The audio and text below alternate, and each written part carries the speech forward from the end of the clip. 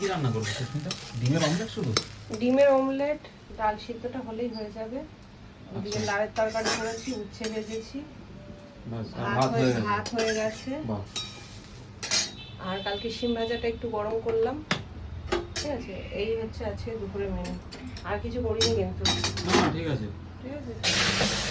ডালটাও আমার করার ইচ্ছে এই দেখো দেখো, আমি এই যে ডাল বসাবো। ঠিক আছে, ডালটা বসাবো বলে গ্যাসটা অন রয়েছে।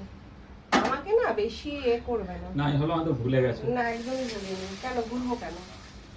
হ্যাঁ একবার হয়েছিল, সেই প্রায় 7-8 ঘন্টা জ্বলেছিল। মানে ওই দিন সত্যি ভুলে গিয়েছিলাম। তো ঠিক আছে, আজকে আমার মনে আছে, আজকে আমি ভুলিনি।